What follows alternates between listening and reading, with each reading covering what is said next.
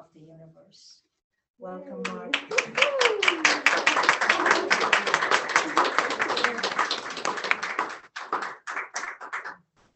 Thank you. Oh, wow, what a beautiful spiritual community. This is just really a wonderful, beautiful morning. I love the reading this morning. You just did my whole talk there in the reading. exactly what I'm sharing about today. Grateful for everything. I'm not sure about that. Not always. I'm not really grateful I lost all my hair. A little closer to the mic. Oh, a little closer to my computer. Oh, I'm there on Zoom, by the way. For people on Zoom. Okay. Is that good? Okay. Remind me if I just go like that. Got it. Oh. So yeah, so I get a little excited and move around. So I'll try to stay stationary. But so yeah, grateful for everything. It's not easier said than done, right? But it really is true. You know, I've noticed this, that when I'm grateful, I feel more open. When I'm ungrateful, it shuts me down. I love what Esther Hicks says. It pinches us off. You ever hear that phrase? You know, we get pinched off from our good when we walk around with ungratefulness. But sometimes it's a far reach to get from when you're feeling ungrateful about something, like it really sucks. You know, something's really challenging. You know, like it's like I can't feel grateful about this right now. So how do you get from ungratefulness to gratefulness? Interesting question. I asked myself that question before I came here today.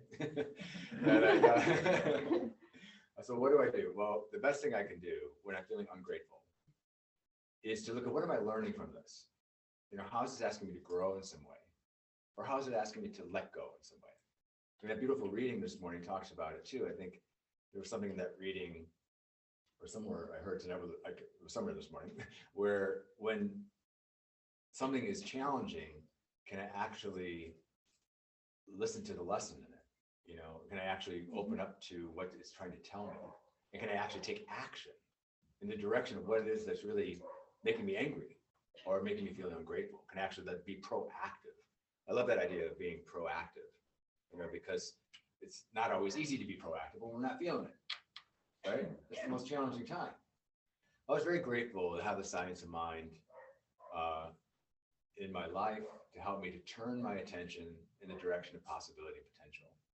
And for me, gratitude is one of the number one things I do. Of course, my affirmative prayers. What is affirmative prayer anyway? It's a practice of gratitude. It really is. It's a practice of getting into alignment with the truth, with the possibility and potential that's everywhere present in the entire universe, getting in alignment with that, and then speaking from that place or thinking from that place, right? The place of possibility and potential. So my affirmative prayers are actually, isn't there something in the affirmative prayers is Thanksgiving, right? To give thanks in advance of it actually happening.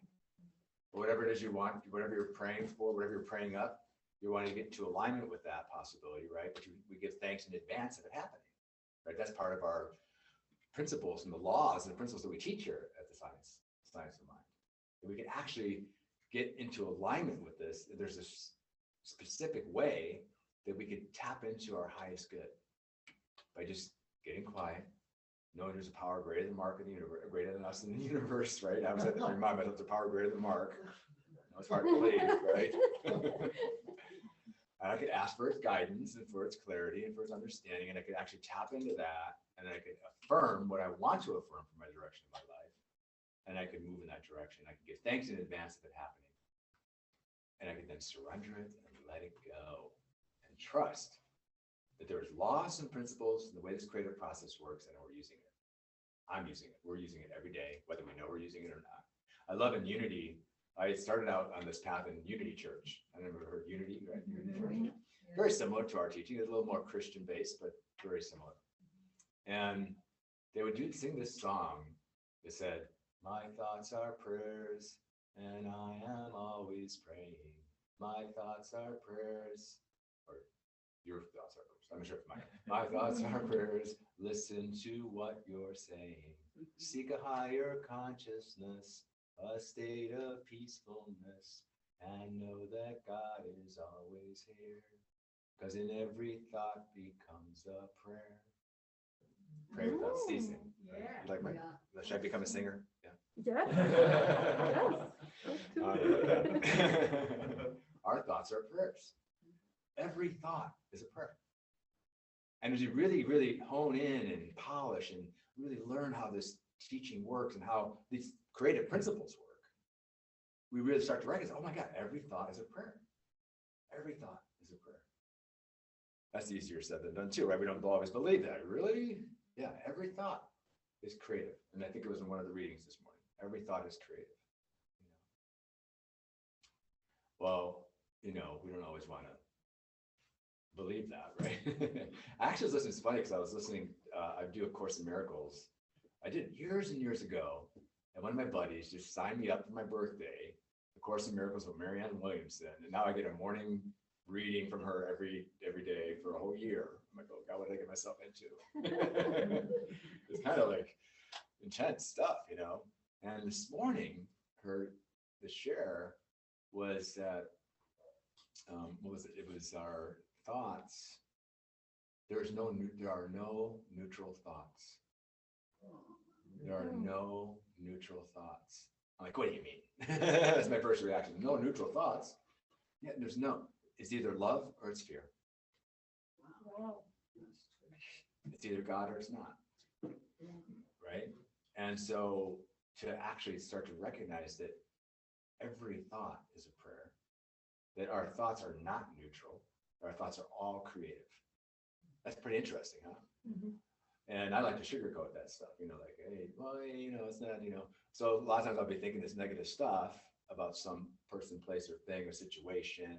I'm like, oh, well, I'm just not going to give that too much power. But, I am thinking that, and I want to be honest. I want to be radically honest with myself. Of what am I thinking about? Where's my mind today? That's what I love about meditation. To me, meditation is like walking through the garden. Spend some time with what's going on up in there. Really, let's be honest. What's going on? What other patterns am I thinking? What am I thinking about? Am I thinking in a positive, proactive way? I'm looking at what's wrong with everything. And some days I'm looking at what's wrong with everything. Well, let's just be honest with that. I don't want to pretend like that's not happening. It'd be like if I had weeds in the garden and pretend, oh, the weeds aren't there. No, they're there, and they're taking over your garden if you don't pull them. Right? So I have to do that with my mind. What am I thinking? And I want to check in every day. And really, throughout my day, as I become more and more conscious, what am I thinking about? Where's my head? What am I paying attention to? What I pay attention to grows. My thoughts are prayers. Listen to what I'm saying, right? So when I practice that, easier said than done. Some days I'm negative, like, don't tell anybody, promise. Sometimes I kind of catch myself just really going down that road, what's wrong with everything. And how this needs to change, and that needs, and those people over there, and what I'm saying? Anybody ever experienced that? I'm not the only one. Oh Lord, right? We live in a crazy world. Have you noticed? Yeah. There's a lot going on. A lot going on. There's a lot of those people over there, right? And there's a lot of challenges we're facing as a culture, aren't we? Right? Let's be honest. We have a lot of challenges that we're facing as a society, as a culture, as a country, as a global community, as an environment, taking care of our environment, many, many things that we are working on right now.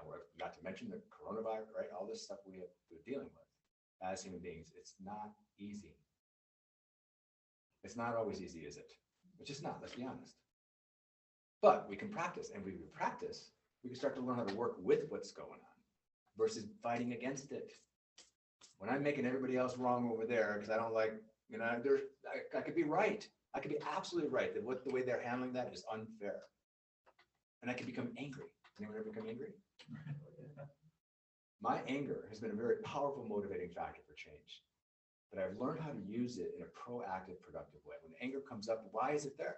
Well, I'm not feeling grateful when I'm angry, am I? I'm not. Let's be honest. But how do I get from anger to gratefulness? How do I turn that? What am I learning? How is this asking me to grow? How is this asking me to step out of my comfort zone, to take a stand in a proactive, productive way without making anybody else wrong? I love it. I think it's Ernest Holmes said, take a stand for something and against nothing. Is that Ernest Holmes? I think it was, right? Take a stand for something and against nothing. That's the hardest thing to do, especially when you're pissed off. Isn't it? It's the hardest thing to do. But it's a practice, and we can do it. I love what my teacher, Dr. Don Burt, said, minister, when I first stumbled upon this. He said, stand guard at the threshold of your mind.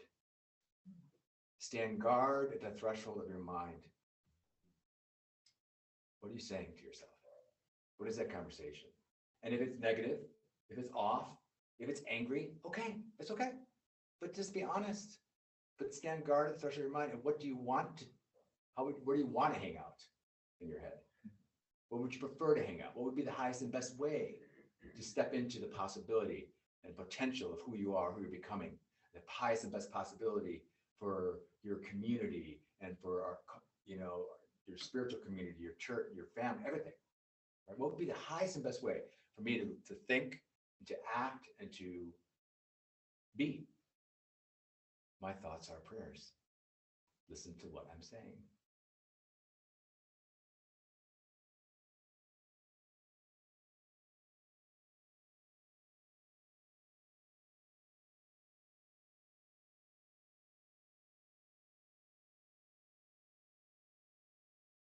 And I was having I was having some challenges. I was in school. I was studying to become a minister. I was going to college. I was also in construction work, and I was not getting a lot of jobs at the time. For some reason, it was like everything. I always had, and I didn't ever advertise. All the work I ever did was word of mouth, and I always had seen something. But this particular last few months, this happened when I was in my 30s, a few years ago.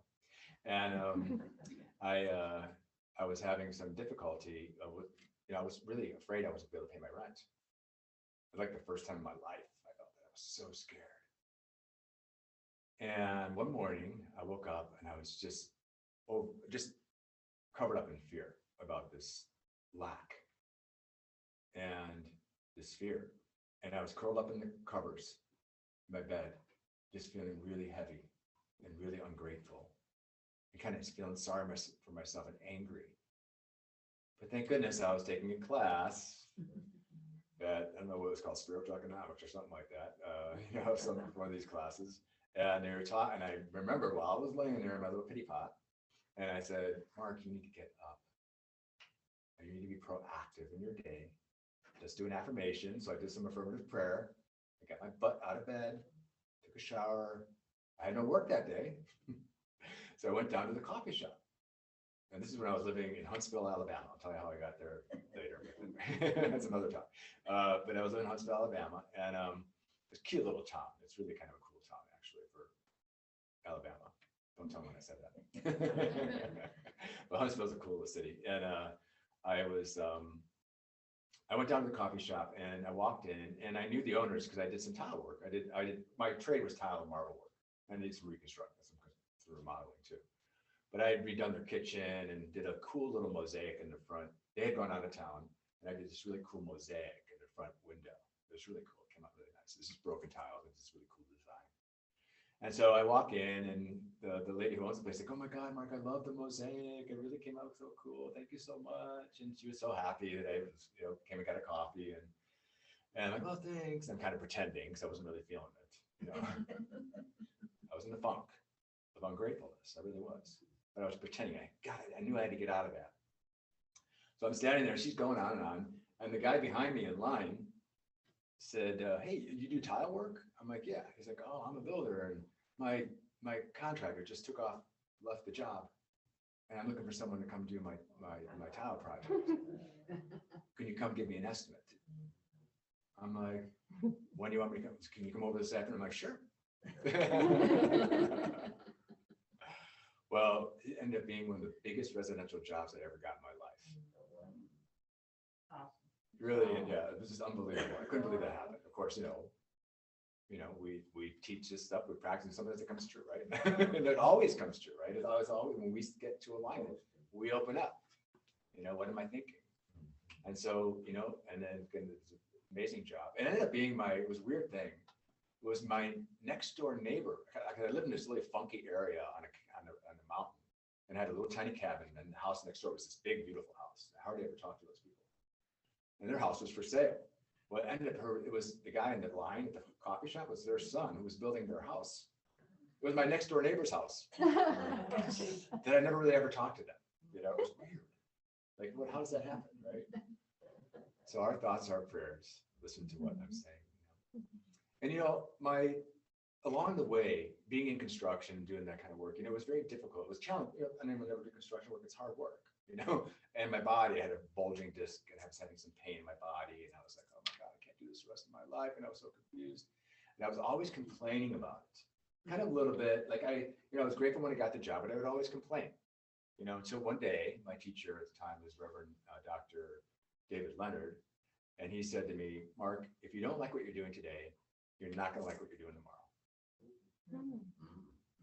Start to love today, and you will start to love tomorrow. Start loving your work. Start giving thanks and gratitude and love what you're doing today, and you will love what you're doing tomorrow. I didn't believe him. I thought, I'll practice. I'll try it. I started doing mosaics in my jobs. I started doing these really cool, I would not do a job if it didn't have some type of creative element in it. I started loving my work, and the work got out. I always had work because I was doing, not only was I excellent at my trade, I was good at my trade. I was now adding this element of creative design, and I would just, if people didn't want to do it, I would throw it in for free. If they didn't want to pay for it, I would throw it in for free. I wouldn't do it unless they told me I could do it, but you know what I'm saying, right? So I started loving my work, and it really started opening up for me. A whole other paradigm in the way I was looking at what I was doing each day. And that had become a theme in my life. I practiced loving what I'm doing today, so it will love what I do tomorrow, you see? And that's the love part. So I said this title today, the talk was gratitude plus love equals abundance. So that story I just told you was that how it works in a way, when we step in to our good. And was it Judy? Where's Judy? Yeah, Judy was sharing me a story about your community here.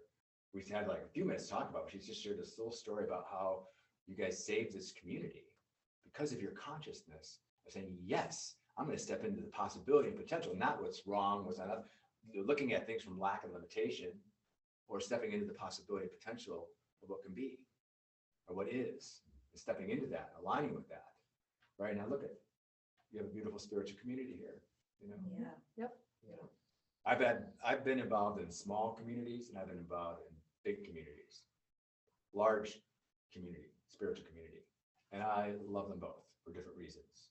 And I've learned, because when I was in Raleigh, North Carolina, my community wasn't very big. And I always said, I want to be the Agape Center of the East Coast. I'm going to be like Michael Beckwith.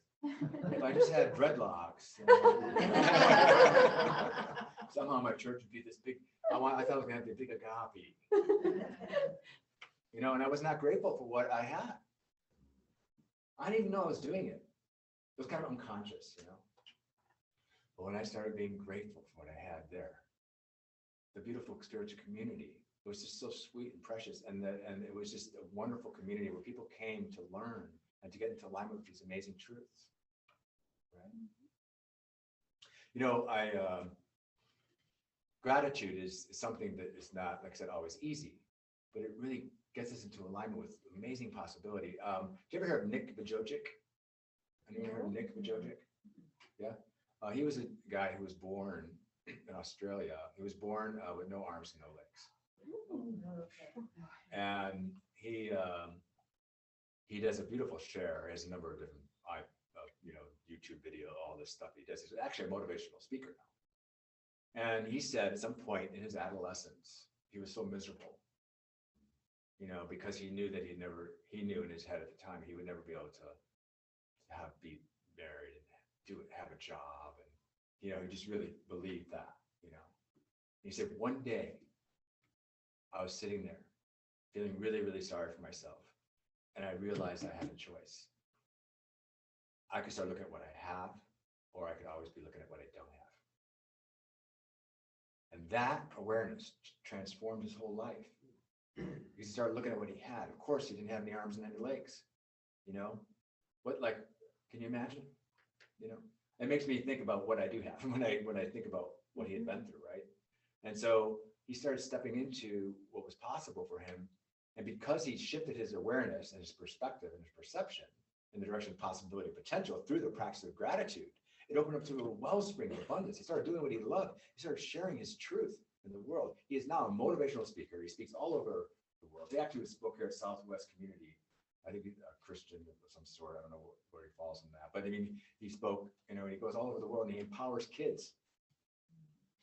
You know, he says, one of the things he says it's so challenging for me to see that there's so many youth who don't believe in themselves and don't think that they're enough. I think that they're ugly or something is wrong with them. You know, it's a lie. It's a lie when we believe that there's something wrong with us or we think that we're not enough or somehow I don't measure up for whatever reason we've conjured up. It's a lie. It's not the truth. Doesn't mean sometimes we don't have some challenges we're working on or working through, but it's not the truth of who we are. You know, we all have worth, and we step into that awareness. I love in science of mind, the basic premise is we are perfect, whole, and complete, just as we are right now. And we always are, always have been, and we always will be. Right? So gratitude is definitely a practice, especially when you're not feeling it. I picked this title because it's the holidays, you know, we have to go home and visit family.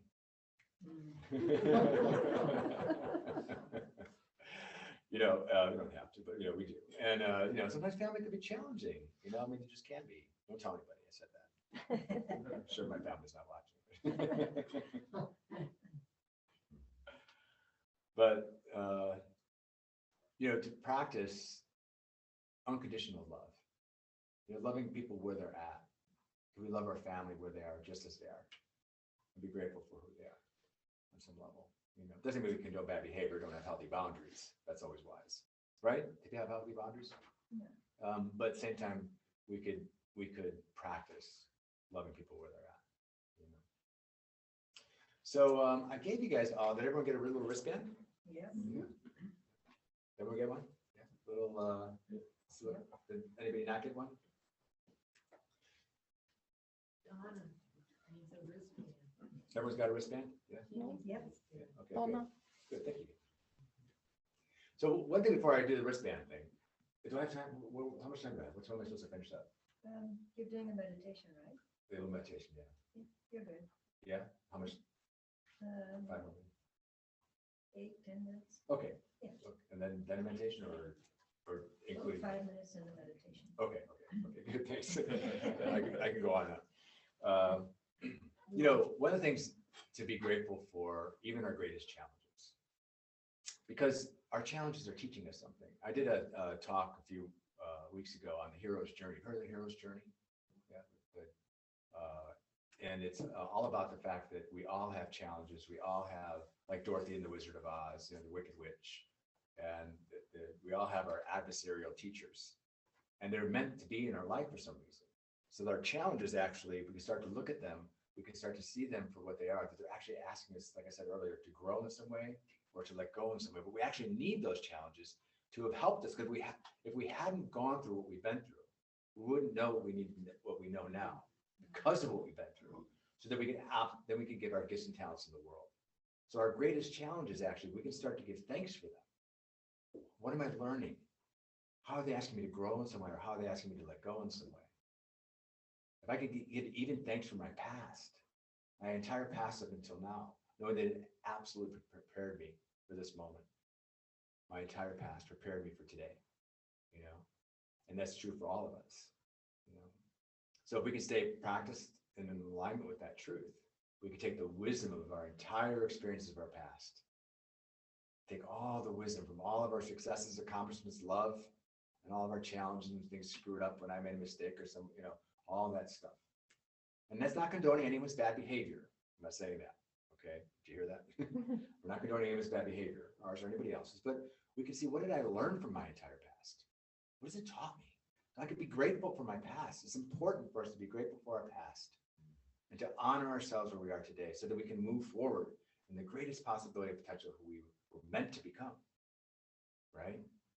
And so, and on top of that, we have this amazing teaching that can help us to stay in alignment. Isn't that great? So that song we sang, thank you so much for singing that song this morning. I am the light, you are the light, we are the light. I like to change that this morning to I am a gift, you are a gift, we are a gift, right? Together, collectively, we're a gift, right? Yeah, so individually, I am a gift, you are a gift, we are a gift, right? So I want you to just take your wristband now, and you can take it off. They're kind of a little tricky. You don't have to take it off, but this is the way it works. So remember I said, There are no neutral thoughts. When I find myself, I stole this from a guy called No Complaint World. I forget, he wrote a book called The No Complaint World, or The Complaint Free World. You ever remember that book? Yeah. Anyways, a while ago, I stole this from him. So I'm giving him credit right now. I should remember his name, but I can't remember his name right now. But anyway, he does this little practice, and it's about a complaint-free world. He says a lot. He said he started noticing he was a minister for church. And I noticed my congregation is always complaining about everything. And he found himself doing the same thing, complaining about everything. And so he said, I don't know what to do with all this complaining all the time. He says, so whenever he complains, what he did, he got a wristband. I think started with a rubber band. And whenever he caught himself complaining, took the rubber band, and what do you think he did with it? Pulled it as far as he could, snapped it back. No. We're not abusing ourselves. We're not punishing. We're going to move it from one wrist to the other. And as you're moving it from this wrist, you find yourself being ungrateful, or if you're in an ungrateful space, right? And that happens. Sometimes you're negative. Maybe you're complaining about everything, whatever. So you're in that mood, in that space. So what you do is you take it off the wrist when you catch yourself complaining. You take it off to one wrist, and as you're moving it to the next wrist, you do an affirmation for what's possible and what you're grateful for. You see, we teach affirmations here, right? Do a prayer if you want to. Our thoughts are prayers. Do whatever you can to say, what am I learning here? How am I growing? What is it asking me to grow or let go of? So I can stay in the highest and best possibility potential for who I am. Gratitude plus love, loving yourself right where you are, just as you are, equals abundance. It opens us up, right? You get it? Yeah. So even if you do this, you can do this affirmation. Let's do this together. I am a gift. I am a gift. You are a gift. You are a gift. We are a gift. We are a gift. Say it 3 times. I am a gift. You are a gift. We are a gift. Louder. I am a gift. You are a gift. We are a gift. Yay. So that might be your affirmation when you're doing that, like when you get in that stuck place. It happens, doesn't it? Easier said than done, but we can practice, right? So should I do a meditation? I'll do the meditation now. Close. Okay. So I'm going to close with a little meditation, okay? It's a guided little gratitude meditation, all right? Real simple. All right, just take a few conscious breaths. Just noticing your body sitting here, in this particular spot where you find yourself sitting right here, right now. Just noticing your body breathing now. See if you can bring your full attention, your full awareness to your breath. This exact moment right here, right now. Give thanks for this breath. This breath has been breathing us since the day we were born. We can trust this breath.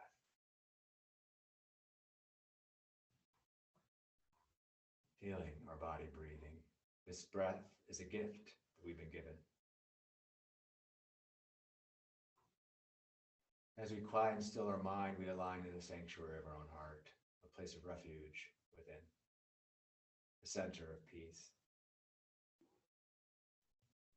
We have thanks for these amazing, beautiful bodies that are breathing our lungs and beating our hearts right now, operating hundreds and thousands, trillions of functions right now, simultaneously, everything working in concert with all the other parts, just so that we can be healthy enough to be here right now. We have thanks for this amazing body that can heal.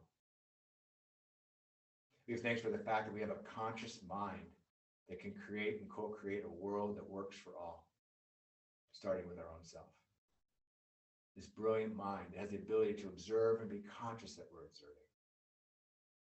That we have the capacity and ability to choose, like the reading this morning, we could choose what we want to focus our attention on, what we want to think. We have the capacity and ability to do this. We give thanks for this brilliant mind. It has the capacity to imagine the future, remember the past. That we could see our entire life as a gift. All of our experiences up until now have prepared us for this moment. Sitting here in this spot, breathing this breath. We give thanks that we are alive on this planet Earth, this beautiful blue planet Earth that's floating in the middle of a vast and infinite universe. As far as our greatest telescopes can see in every direction, there's no other planet that sustains life like this planet does. This is a miracle. This life is a miracle. This moment is a miracle. You are a miracle. I am a miracle. Each one of us is an amazing, beautiful, unique expression of life, just as we are right now. Perfect, whole, and complete, just as we are.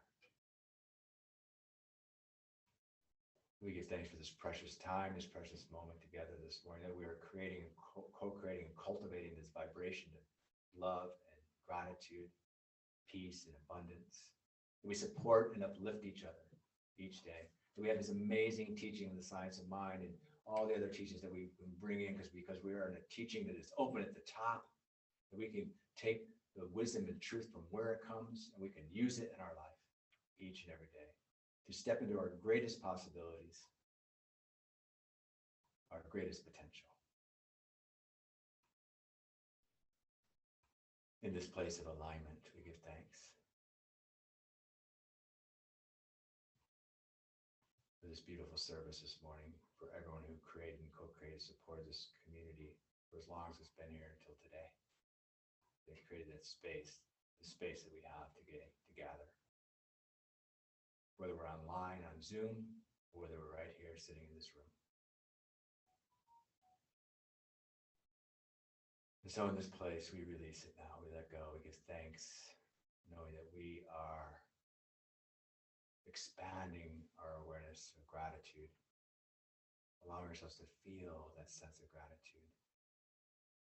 Knowing that our thoughts are prayers, that I am a gift, you are a gift, and we are a gift. And we let this go now. As we begin to bring our attention back to the space of this room, we let Spirit have its way with us. We step into this holiday season, into each day, and we share this beautiful light of truth with ourselves and with each other. And so it is. Thanks for this.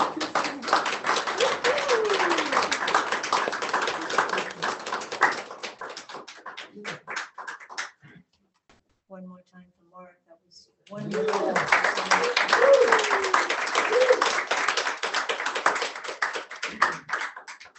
I was just wondering if there are some people that have about 21 days. Yeah, I have a few. Great. Yeah. So Jen? Take another one if you want some more. Oh, you already. The basket. I give goes for